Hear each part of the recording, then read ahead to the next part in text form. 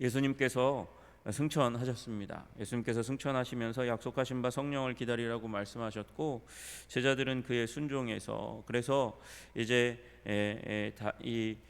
모여서 함께 모여서 기도하기에 힘썼습니다. 14절의 마지막 부분이 마음을 같이하여 오로지 기도에 힘쓰니라 이렇게 말씀하고 있습니다. 기도에 힘썼습니다. 말씀하신 대로 그렇게 했습니다. 그리고 기도하는 가운데 하나님의 인도함을 받게 되는 것을 우리가 보게 됩니다. 여러분, 기도한다는 것은 하나님의 인도를 받는다는 것입니다. 할렐루야. 인도함을 받는다는 것은 하나님의 말씀의 인도함을 받는다는 것을 의미합니다. 여러분, 당시에 책이 많지 않아요. 그리고 문자를 읽는 사람들도 그렇게 많지 않습니다.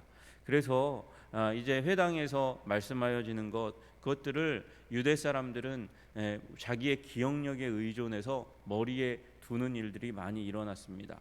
그 시대 가운데서 많이 하던 일 중에 하나는 구약 성경을 통째로 외우는 사람들도 굉장히 많이 있었다는 사실을 우리는 기억합니다. 여러분, 사실 우리가 기계에 의존하니까 기억력이 감퇴하는 거죠. 그죠?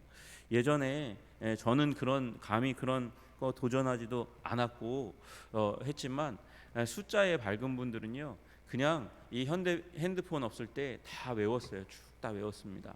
외우는 사람이 굉장히 많았어요. 누구 얘기하면 그 옆에서 전화번호를 줄줄줄 외우는 사람들이 많이 있었습니다. 기억력이 기계에 의존하지 않으니까 탁월하게 돼요. 그런데 기계가 생기니까 여기다 다 집어넣으니까 기억할 필요가 없으니까 그분도 지금은 기억을 안 한다는 거예요. 못 한다는 거예요. 여러분, 그러나 이때에 하나님의 말씀이 머리 가운데 있다가 또 기도하다가 이렇게 튀어나오는 일이 있는 거예요. 그래서 암송하는 게 중요합니다. 아마 베드로가 그 가운데서 이제 하나님의 인도함을 받는 이 120명의 회중 가운데서 베드로가 일어나서 형제들 가운데 말하기 시작합니다. 말하기 시작한 이유가 무엇일까? 아마도 베드로가 기도하다가 그래서 하나님의 뜻이, 예수님께서 말씀하셨던 뜻이나 또 하나님 나라에 대해서 말씀하셨던 것이, 또는 평소에 읽었던 구약 성경의 말씀들이 생각날 수 있었을 겁니다. 그리고 저는 후자, 지금 얘기했던 것보다 후자, 베드로가 이 기도하다가 베드로가 받아서 베드로가 일어났다기보다는 저는 그렇게 생각해요. 제가 많이 부족해서 오히려 후자를 더 좋아하는지 모르겠어요. 기도하는 사람들 가운데서 구약 성경의 한 구절이 생각나서 그것을 이 베드로와 사도들에게 이야기하고, 사도들이 함께 모여서 기도하다가 잠깐 쉴 때가 있을 거 아니에요. 그럴 때에 이 이야기를 하다가 이것이 하나님의 뜻이 맞다라고 생각하게 되는 사도들의 결정에 의해서 베드로가 대표자가 되어서 일어났을 가능성이 저는 더 많다고 생각합니다. 여러분, 그래서 베드로가 어쨌든 일어나서 이야기하기 시작합니다. 중요한 건 베드로가 그때 누구 가운데서 일어났다고 말하였고, 그리고 누가가 그 무리를 무엇이라고 칭하는지 한번 보시기를 바랍니다. 15절에 베드로가 그 형제들 가운데서 일어났다고 말씀하십니다. 16절에 베드로가 뭐라고 얘기합니까? 형제들아, 이렇게 시작하면서 이야기합니다. 여러분, 초대교회 공동체, 지금 예수님이 죽으시고 부활하시고 승천하신 그 상황 가운데서 이제 어쨌든 120명의 사람들을 이끌어가는 사람은 예수님이 아니고 이제 제자들입니다. 제자들이 정말 중요한 역할을 감당할 그때에 제자들이 이제 점점점 높아져 가고 있을 그때에 자기와 관계를 뭘로 형성하고 있습니까? 형제들이라고 이야기하고 있습니다. 형제요 자매, 그것이 기독교 공동체의 본질입니다. 여러분, 그 다음에 사도가 생겨나는 거죠. 하나님께서 주신 특별한 직무 때문에 사도라는 이름이 생겨났고, 그 다음에 집사라는 이름이 생겨났습니다. 감독이라는 이름이 생겨납니다. 장로라는 이름이 생겨납니다. 그러나 가장 본질적인 우리 교회 내의 본질적인 명칭은 형제와 자매인 줄로 믿으시기를 주님의 이름으로 축복합니다. 예수님께서 우리의 형님 되십니다. 아버지 하나님께서 우리의 아버지, 하늘에 계신 우리의 아버지가 되십니다. 여러분, 그러니 여러분과 저는 예수 그리스도를 큰 형님으로 삼은, 큰 오빠로 삼은 형제여 자매인 줄로 믿으시기를 주님의 이름으로 축복합니다. 하나님의 자녀인 우리는 하나님의 자녀이므로 우리가 다 형제여 자매인 거예요. 여러분, 그 본질 가운데서 우리가 교회가 서 있다는 사실을 믿으시기를 주님의 이름으로 축복합니다. 그 가운데서 성령이 다윗의 입을 통하여 말씀하신 그 말씀을 이야기합니다. 여러분, 중요한 부분 중에 하나는 우리가 행한 대로 우리가 칭함을 받게 될 것이라는 사실을 우리는 기억해야 하는 것이죠. 여러분, 여기 보시면 유다에 대해서 이야기하고 있습니다. 유다에 대해서 뭐라고 얘기합니까? 예수 잡는 자들의 길잡이가 되었다. 길잡이, 예수 잡는 길잡이라고 그렇게 지금 유다를 이야기하고 있습니다. 또 이 유다가 무엇을 했나? 18절에 보니까 불의의 삭슬 받은 자라고 그렇게 이야기하고 있습니다. 또 마지막 부분에 보시면 이 직무를 버리고 제 곳으로 간 사람이라고 그렇게 이야기하고 있습니다. 여러분, 우리가 한 행동에 의해서 우리가 평가받을 것이라는 것을 잘 알아야 됩니다. 여러분, 우리의 내면의 본질의 마음의 생각에 이 부분, 내적인 부분이 있죠. 그러나 이 내적인 부분으로 사람들은 우리를 판단하지 않습니다. 여러분, 우리는 왜냐하면 볼 수 없기 때문인 거죠. 우리가 행동한 대로 사람들은 보게 됩니다. 여러분, 그래서 유다를 그렇게 칭하는 거예요. 본래 우리 가운데 참여한 사람, 우리의 수 가운데 있었던 사람, 제자들의 수 가운데 있었던 사람인데 직무의 봉사의 한 부분을 맡았던 자인데 하나님의 은혜로운 그 선택을 받은 사람인데 예수 잡는 자들의 길잡이가 되었고 불의의 삭슬 받았고 제 곳으로 돌아간 사람이라고 그렇게 이야기하고 있는 것입니다. 여러분, 우리가 행동하는 대로 판단받기 때문에 우리의 행동이 하나님의 인도함을 받으시기를 주님의 이름으로 축복합니다.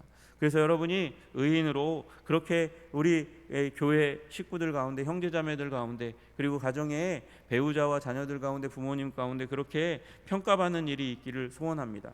여러분, 그것이 축복이고 그것이 은총입니다. 그것은 우리의 의로운 행동은 하나님의 인도를 받는 증거이기 때문에 그렇습니다. 여러분, 그가 그런 행동들 때문에 결국 비참한 결과를 맞게 됩니다. 양심의 가책이 들어서 불의의 은전 30을 받아서 예수님을 판 다음에 그 다음에 혹시 그는 이렇게 내가 공경에 빠뜨려도 예수님은 언제나 그 곤경을 다 지혜롭게 능력으로 헤쳐나가시는 분이니까 주님은 헤쳐나오시겠지. 그리고 그때 내가 용서함을 구하면 뭐 용서하시는 하나님 예수님이니까, 자주 용서하셨고 용서하라고 말씀하셨던 예수님이니까 나 용서해 주실 거야. 근데 웬걸요, 예수님이 죽음으로 이끌려가는 것을 보고 그가 양심의 가책을 느끼게 되었습니다. 여러분, 그가 죽음 가운데 살아나실 예수님을 알았다면 혹시 끝까지 견뎠을지도 모르죠. 그런데 양심의 가책이 너무나 강하여서 그래서 그 은전 30을 대제사장과 그리고 이 백성들의 지도자들에게 돌려주었습니다. 그런데 그들이 그 돈을 다시 한번 돌려주면서 그 죄값을, 예수판 죄값을 네가 담당하라고 얘기하면서 유다를 쫓아내죠. 유다가 그 돈을 안타까이 여겨서 던져버리고 나왔습니다. 여러분, 여기에는 마치 이제 그 밭을 유다가 산 것처럼 표현하고 있지만 또 다른 스토리에는 그 던져버린 돈을 성전고에 넣지 않고 토기장이의 밭을 사서 나그네의 묘지를 삼았다고 그렇게 이야기하고 있습니다. 여러분, 그 나그네의 묘지로 삼은 그 땅인 것 같아요. 그 땅에 있는 나무에 스스로 목매어 달았다가 거기에서 그 끈이 떨어짐으로 말미암아 배가 이제 그 땅에 팍 떨어지면서 피가 흘렀습니다. 그래서 아겔다마라 피밭이라 하는 이 밭에 대한 명칭이 생겼다고 이야기하는 거잖아요. 여러분, 이 유다의 운명은 성경에 나와 있었던 말씀이었습니다. 성경에서 말씀하신 대로 우리 이제 시편 69편 25절의 말씀대로 그의 거처를 황폐하게 하시며 거기 거하는 자가 없게 하소서, 그렇게 얘기하시는 말씀의 성취다, 그렇게 베드로가 이야기한 거예요. 여러분, 이 말씀에 25절에 이 시편 69편 25절의 말씀 가운데에 이 사람은 어떤 사람이냐? 여러분, 이 사람은 올무를 놓은 사람이에요.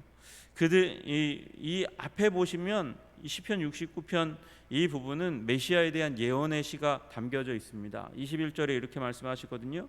그들이 쓸개를 나의 음식물로 주며 목마를 때에는 초를 마시게 하였사오니.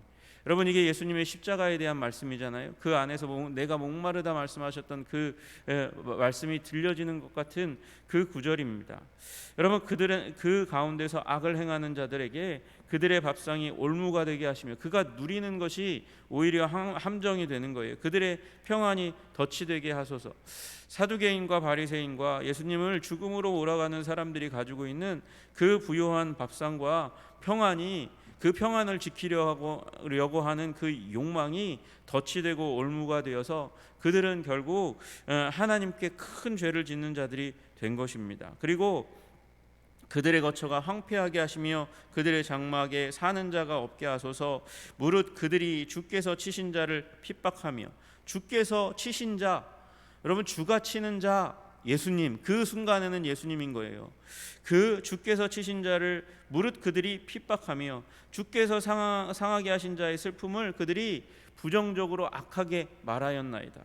여러분, 그들이 그렇게 하나님의 뜻 가운데 하나님의 뜻으로 예수님을 십자가에 못 박는다고 해도 그 하나님과 상관없이 악하게 한 사람에게도 하나님의 징계가 있는 것이죠. 하나님의 심판이 있는 것입니다. 여러분, 또 시편 109편 8절에도 마찬가지입니다. 그들의 연수를 짧게 하시며 그의 직분을 타인이 빼앗게 하시며, 이 말씀을 그저 베드로가 인용했을 뿐이지만, 여러분, 이 그의 연수, 그 사람이 어떤 사람이냐 하면 악한 입과 거짓된 입을 열어 나를 치며 속이는 혀로 내게 말하는 자. 여러분, 유다가 보이지 않습니까? 그를 치셨다는 거예요. 그렇게 되면 무슨 일이 일어나나, 그 다음 절을 보면 그의 자녀는 고아가 되고 그의 아내는 과부가 되며 그의 자녀들은 유리하며 구걸하고 그들의 황폐한 집을 떠나 빌어먹게 하소서라고 하는 말씀이 나오는 거예요. 여러분, 의인의 자녀가 걸식함을 내가 보지 못하였도다라고 얘기했던 이 다윗의 시편을 기억하십니까? 여러분, 우리 의인으로 살아가시기를 주님의 이름으로 축복합니다. 예수님을 믿고 하나님을 믿고 그리고 하나님과 동행하고 하나님의 보호함 가운데 살아가는 의인이 될 때 우리의 자녀가 잘 되는 거예요. 여러분, 그런데 우리가 악한 마음을 품고 악하게 행동하면 여러분, 우리의 자녀가 아버지를 잃고 어머니를 잃는 일들이 일어나고 유리하고 구걸하는 일이 비참한 결말을 맞게 되는 일이 일어난다고 말씀하시는 것입니다. 여러분, 우리 유다처럼 살아가지 아니하시기를 주님의 이름으로 축복합니다. 여러분, 유다가 예수님을 배반하고 나서 자기의 욕망의 인도함을 받았잖아요. 그래서 예수님을 팔고 나서 우울한 감정에 지배되었습니다. 우울한 감정에 인도함을 받아서 자살하고 마는 것입니다. 그리고 아무리 예언자였다 할지라도 그 핏값은 이 유다가 지는 거예요. 그 죄값은 유다가 지는 것입니다. 여러분, 그러나 지금 남아있는 공동체를 보십시오. 예수님이 말씀하신 대로 기도합니다. 기도하는 가운데 말씀의 인도함을 받고 있는 것입니다. 여러분, 말씀의 인도함을 받는 여러분들 다 되시기를 주님의 이름으로 축복합니다. 여러분, 기도 가운데 말씀을 받았다, 여러분이 하나님의 인도하심을 받고 있는 증거인 줄로 믿으시기를 주님의 이름으로 축복합니다. 예배 가운데 와서 말씀을 들었어요. 말씀을 들었는데 하나님께서 내 마음 가운데 큰 이 나의 삶을 이끌어가는 말씀을 주셨다. 여러분, 하나님의 인도함을 받는 것임을 하나님의 인도함을 받고 있는 것이 틀림없다는 사실을 믿으시기를 주님의 이름으로 축복합니다. 여러분, 그렇게 나아가는 거예요. 우리의 삶이 세상이 보기에는 정말 이상한 삶처럼 보입니다.